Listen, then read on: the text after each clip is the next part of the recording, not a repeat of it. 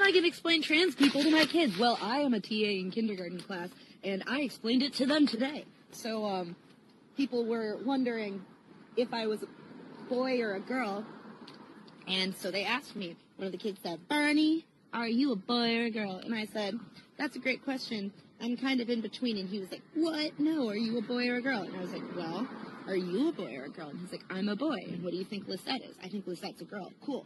So some people are boys, some people are girls, and some people can be in between, or they can be neither. Most people are boys or girls, and sometimes people switch from one to the other. What? You mean I could be a girl? Yeah, you could be a girl if you wanted to. Right now? Yeah, if you wanted to, you could say, I'm a girl, and if you wanted, I could call you by a different name and call you she. And he was like, but I don't want to be a girl. And I said, that's great. That means you're a boy, and I'll call you by your name and use he. And he said, okay, so what do we use for you? And I was like, you can use whatever you like. You can call me Mr. Bernie, Miss Bernie, or just Bernie. And he said, okay. So that's how you explain trans people to your kids. It's simple as heck, all right? Kindergartners can do it, and so can you. I really believe in you. What did you say? So some people are boys, some people are girls, and some people can be in between, or they can be neither. Wow! The land of make-believe! I think it's very telling that people like the young lady we just heard from in the first clip always seem to want to have those conversations with young children. Go try telling that nonsense to an adult. I don't think it's going to go the same way as it did when you said it to a 5-year-old. Anyway, welcome back. Thank you guys so much for joining me. So I have a very quick and very crazy clown world update for you guys today. And as usual, we have, well, very little time to waste. So let's get into it. Now, if you place your attention on the screen for a moment. Now, I'll be honest with you guys. I'm not quite for sure exactly who this fella is or what he identifies as. But I saw this photo and thought to myself, here are those damn cat ears again. I was hoping that trend would be over by now.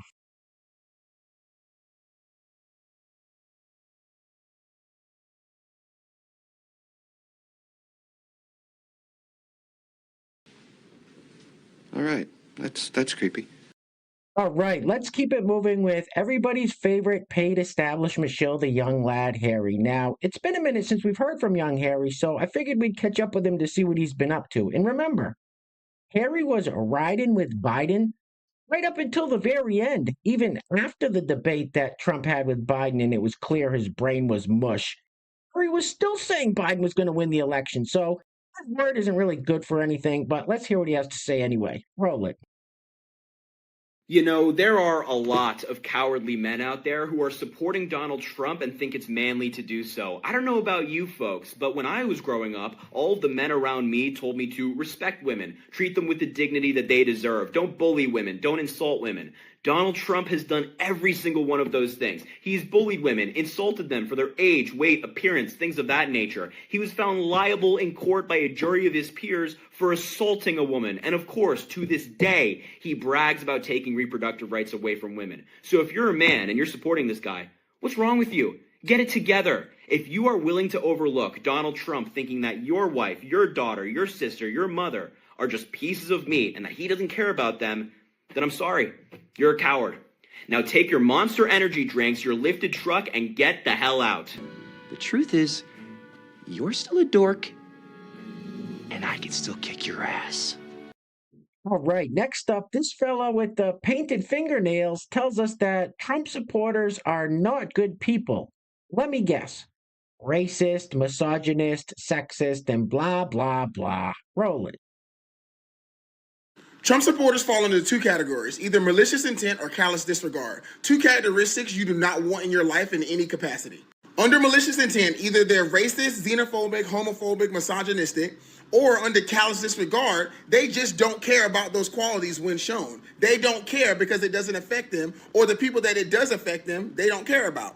They callously disregard the impacts of negativity to other people.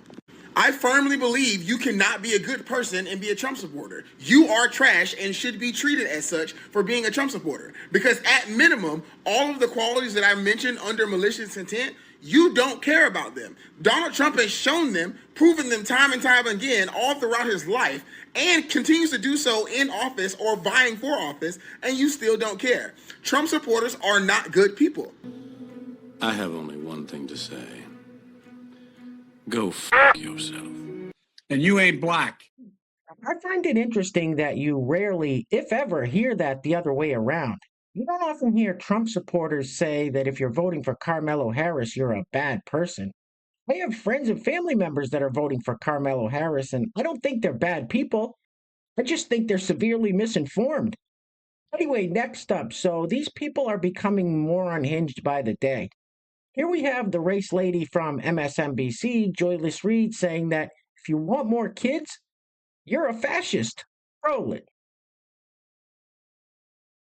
I do believe that this election is a litmus test for American tolerance for fascism. The elements of fascism are rooted in this nationalistic drive for more babies for the state, for a strongman-driven nation, and a deep sort of state-based religiosity. So I do believe we have a media problem, and we do have some of our media that is leading people toward fascism. The question of America has become too soft and feminine.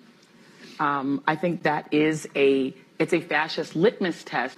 So this question of whether the society is too soft and feminine, it was alarming to me that a majority of Hispanic Protestants agree, but that's not shocking. Immigrants are poisoning the blood of the country. This is one of the most terrifying things that you've heard a presidential candidate say, because it is straight out of Mein Kampf. 23% of Jewish respondents agree with that, because that's straight out Nazi talk. What you just said is one of the most insanely idiotic things I have ever heard. At no point in your rambling, incoherent response were you even close to anything that could be considered a rational thought. Now, I think the most shocking thing about Joyless Reid is that she hasn't been fired from MSNBC yet. But then again, how do you fire a DEI hire? And did you guys see that audience? Anyway, next up, so here we have this fellow who goes around and does these man on the street type interviews where he asks liberals and progressives, what's the weirdest thing about conservatives? Roll it. The weirdest thing about conservatives? Well, I can't tell you that. I don't know. I don't even know what conservative is. Hey, fair enough. What's the weirdest thing about yourselves? I like to fart. I'm just saying it. And farts are funny all the time. Yeah, I don't care who you are. Farts are funny, and I like farting too. But the people are retarded. All right, next up we have this individual who claims to be a pregnant man. And they say conservatives are weird. Roll it. I'm pregnant, and I'm a man. Do you see this burr? Right here on my official government Illinois license, it says M. Now, according to my Medicare coverage, I don't even have to alter my gender marker in order to get coverage. Under my Medicare coverage, I am registered as a man, and they're still going to cover my pregnancy costs. Just because you want to pretend like men can't get pregnant and that men like me don't exist, we sure do. What the hell did you just say? I'm pregnant, and I'm a man. But that's simply not possible. Hey guys, real quick, before we go any further, I want to give a huge shout out to the sponsors of today's video. And while I'm doing that, I'm going to let this loop on the screen now. I have no idea who this fella is, what he's wearing, or what kind of haircut that is. But hey, he looks like he's having fun, right? Anyway, today's video is being brought to us by our first sponsor is none other than Pastor Bob Rogers. And our second sponsor is Genetia White. Pastor Bob and Genetia, thank you guys so much for sponsoring today's video. I really appreciate the support. And I want to give a big shout out to today's honorable mentions, Trisha Herod and Felicia B for each leaving a super thanks on the last video. So Trisha and Felicia, thank you so much. I really appreciate it. So once again, today's video sponsors are Pastor Bob Rogers and Genetia White, with the honorable mentions going to Trisha Herod and Felicia B. Now, if you'd like to sponsor the next video and help support the channel, there is a PayPal link in the description box below, and I will say your full name as a sponsor of said video unless stated otherwise by you. All right, I think we've seen enough of this guy for one day. Get this off the screen, please. Ugh. All I can tell you, sir, is that he's gay. All right, guys, next up we have an update from our old pal Josh Seiter or Seiter. I'm not quite for sure exactly how you pronounce his last name, but Josh gained notoriety a few years back as a contestant on The Bachelorette, and more recently went through a very public transition from man to woman. Well, it turns out, just as most of us suspected, Josh was just trolling everybody and doing a social experiment. Let's let him explain. Roll it. The thought of themselves being women. And I think a lot of trans women are turned on at the thought of themselves being women. Guess what? It doesn't magically make them women. It doesn't mean we have to accept that they're women. They are simply men turned on at the thought of themselves being women. That's great. We live in a free country. You can do whatever you want, but don't make your fetish my truth. I don't have to accept it. To go to the second part of your question, how did I come up with this? I was talking with some friends, and we said, this is patently false. Men do not magically become women. I said, let's look at the medical literature and what it says. It says that trans people don't have to transition, don't have to have gender dysphoria, don't have to get surgery, and don't have to get hormones. If they feel they are a different gender than their bio-sex, then they are trans and they are valid. And I said, understandably, this is ridiculous. Then I can present exactly how I am, and I can be trans and valid if I say that's my gender identity. And so I said, let me prove how ridiculous this is using reductio ad absurdum by being trans for 5-6 months, and hopefully people will understand then how ridiculous this is. Oh my goodness, that's the most badass thing I've ever heard. All right, guys, we're going to be wrapping it up with this clip from a recent audio town hall that Carmelo Harris did with Charlemagne the Charlemagne the God from the Breakfast Club. Now, in this clip, Carmelo Harris claims that the Constitution was spurred on by black people.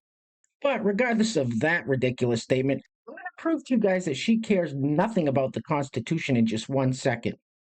Anyway, things are clearly getting very crazy out there, guys, so please take care of yourselves. Take care of each other. Till next time, love you guys. Peace. Roll it.